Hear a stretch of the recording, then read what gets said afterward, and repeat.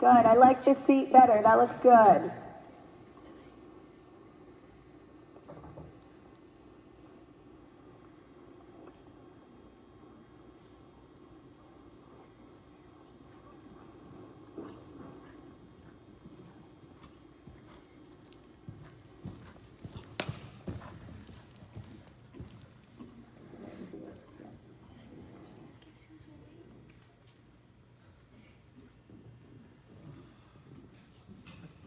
Good, and lift your hands up and keep the reins a little shorter.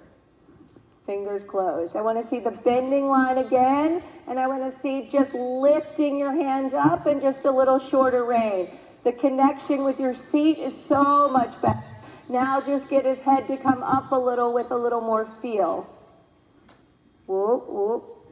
Good, and he jumps that better now because you're squatting. Good, and now sink down, shorten your reins, and lift your hands up a little. Much better.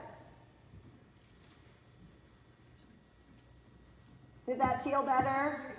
It kind of just goes back to what I was telling Pierce earlier when I did that world champion hunter class, and I really felt like I was going to chip every single chunk, and the only thing I knew to do was just sit down. And I felt like, for me, felt like I was way back here. I watched the video now, it didn't look like that at all, and Megan would probably feel the same way too, but they were so spooky, and they were horses that were given to use in the class because one was a stopper, they had issues, and the only thing I knew to do, I'm not as strong as Scott Stewart or Hunt Tosh, so the only thing I felt like I could do was just sit down and lean back, and it worked.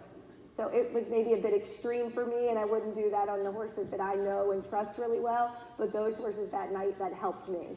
So think about just how important your seat is when you need it, okay? They give you, people donate horses for the class, so it's a little bit, yeah. And then it's a little bit luck of the draw, because Scott Stewart got the first horse who was super, super spooky, and he got to ride it first, and then I got to ride it. So I was like, I said, you trained it. I'm sure he wanted to. So you can